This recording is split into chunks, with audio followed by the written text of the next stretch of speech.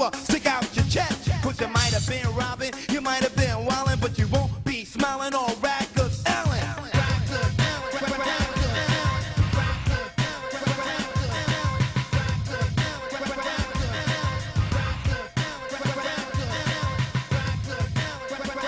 Well, my name is Gary Heyward, and I'm an author of a book called Corruption Officer, which is my autobiography of me being, of my life as a Rikers Island correction officer. Right. For about roughly 10 years. Right. So and before we even get into the book, how long did it take you to actually, get into the book or write the book in itself? Well, I wrote it when I was locked up. It's because, I'm not gonna lie, before I got locked up, I wasn't into writing and stuff like that. So when I got up there and started reading different books and stuff like that, my passion for writing developed. So I wrote about 4 books in a 2-year time span when I was up north. Right. What made you, begin to, delve into a world of, playing I don't even like to say inmate or whatever, convict game, in the sense of selling drugs and so on and so forth? Well, basically, when you become a correction officer, if you're from any inner city neighborhood, you're gonna know a lot of people inside. Right. Temptation is always gonna be there. There's always somebody, friend, brother, relative, that's gonna ask you to bring them in something. Can you do something for them? So you hold out, you tell them no, and you ignore it. But in my situation, I had a situation where my back was against the wall, and I had to do something for self-preservation. Right. I had things to take care of, and it just wasn't happening with my correction pay. Right. So that's when I decided to delve onto the dark side. Right. First of all, they always tell you as a CO, you can't trust no inmate. Any given time, an inmate would give you up. So it was a time where, innocently, my name started buzzing around the jail. People started talking. It's a status thing with an inmate. If an inmate has an officer that's bringing something in, he basically can run his house. He can, get a lot of props in the jail. Right. And but so many times he's gonna keep his mouth shut. But so I did my dirt by myself. Right. I never involved any coworker. I didn't want nobody involved in any. First of all, I don't trust nobody. Even with trusting the inmate, I was real cautious with that. But there's no such thing as you and your coworker together doing dirt. It's certain things that do happen that your coworker see, but that's more of doing the duties of a correction officer, right, not doing illegal stuff inside there, like drugs. Shit hits the fan.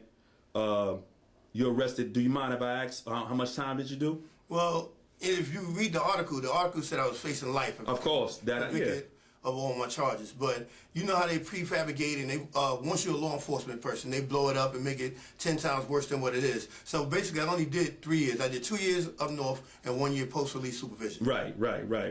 So, let's bring it back. Regarding the level of writing this book, one more again, you stated that you wrote 4 books. What made you that autobiography, man? It stuck with me in a sense. You dig? Because it took a lot for you to actually lay out your life and what occurred actually. When you first embarked on writing this book, were you trying to officially get it to some of the mammoth companies? And when I say mammoth companies, I'm talking about these big bookstores or book companies rather. The book game is fickle. Right. You can have a hot book, a real hot book, but these companies, like you submit it to some of these companies where they have submission guidelines, they say, okay, your book is hot, but we're doing oranges this year. Right, we're doing love books this year. Right. So they won't even take a look at it. And then if you have one little typo in it, they're going to throw it in the garbage. And some of these, to me, these submission guidelines are ridiculous, where they don't even let you know whether they read it, didn't read it. They're telling you off back 4 to 6 months before we let you know anything. So right now, this is the era for self-publishing. Right.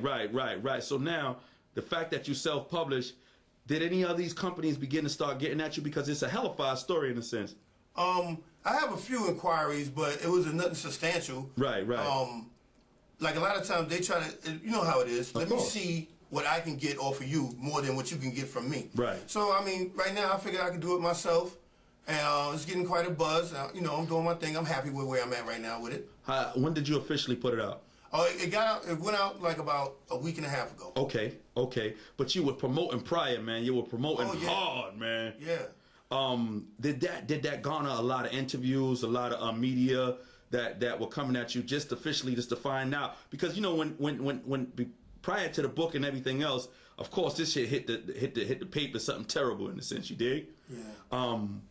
Your level of promotions was so secure prior to you putting out the book or whatever. So truthfully, a lot of people thought that the book was out.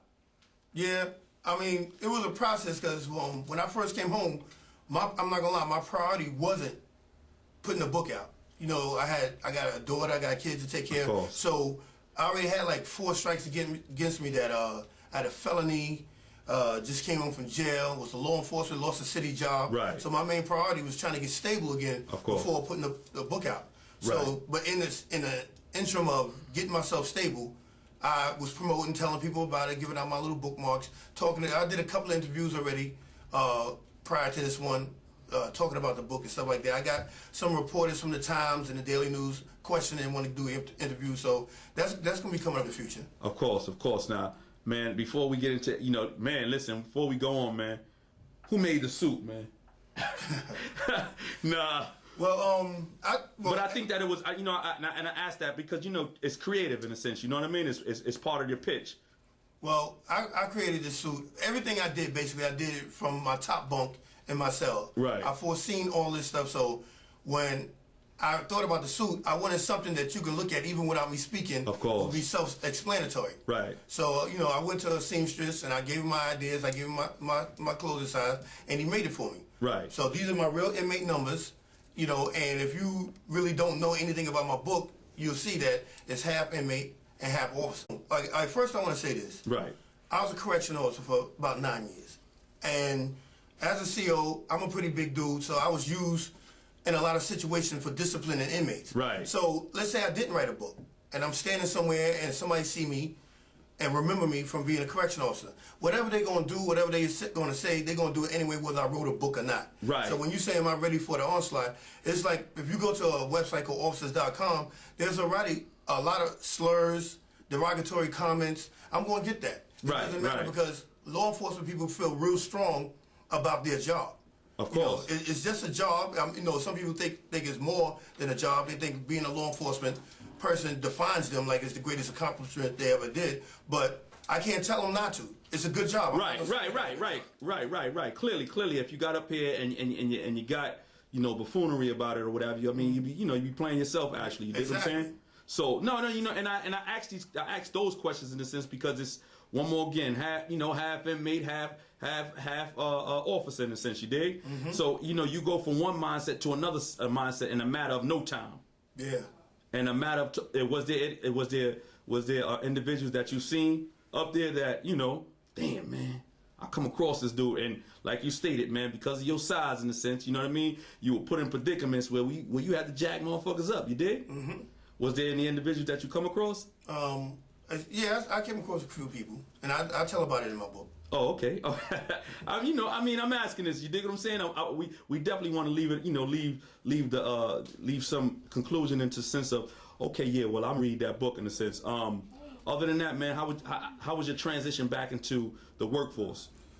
It was rough because basically when you violate the city, they try to make sure that you don't succeed. What I mean by that is like my charge is attempt drug sale and bribery receiving in the third.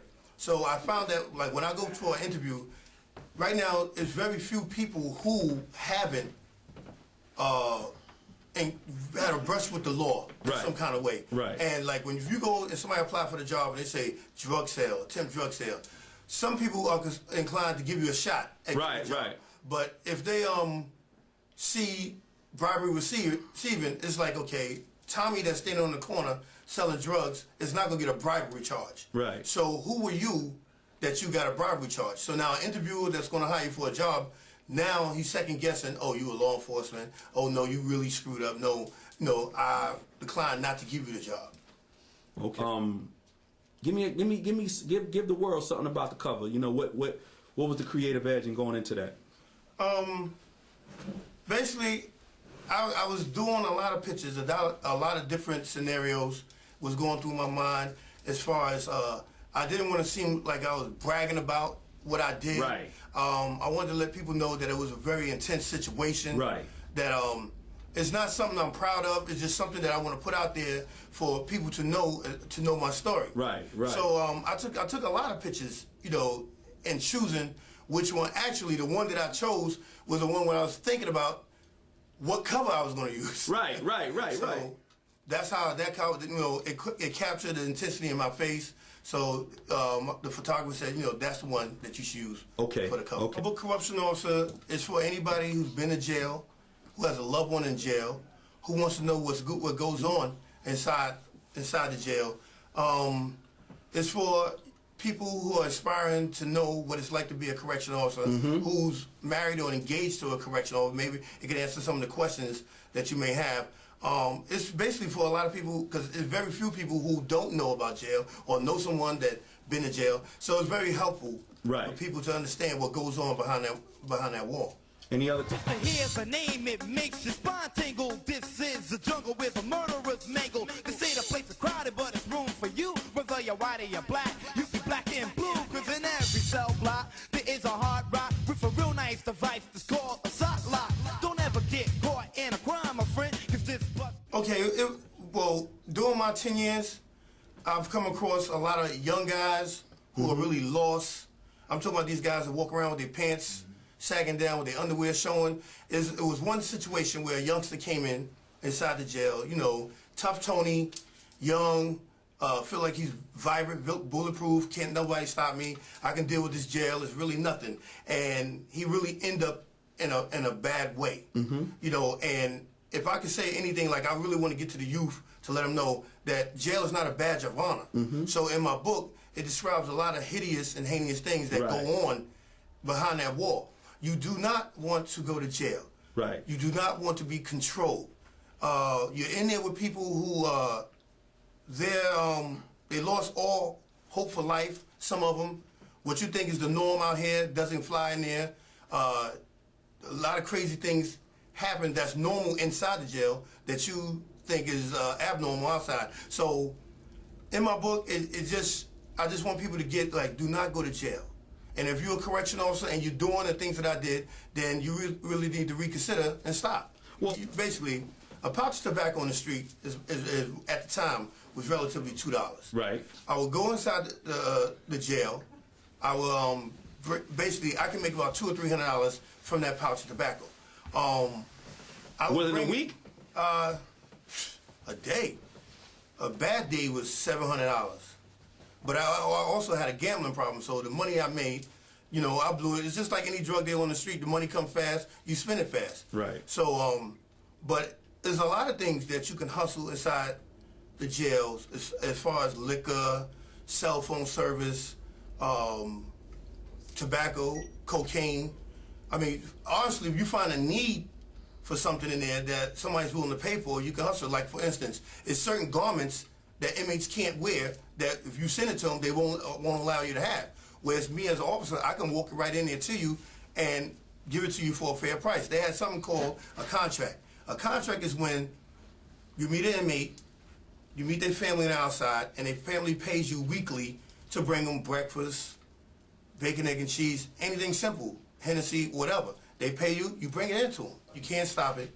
Corruption officer, this is going to be all over, so. Where can I get the book? Where can we get the books? Yeah, right now. You can go to www.corruptionofficer.com and order it via PayPal, Gary Heyward 155 at yahoo.com. It's also available on Kindle and Nook, on Amazon.com and BarnesandNoble.com. Bet. And eventually be on Bookbanditz.com also. Exactly. And Deja Vu Lounge. Oh my, yeah. Exactly. Yeah. Can't forget my girl.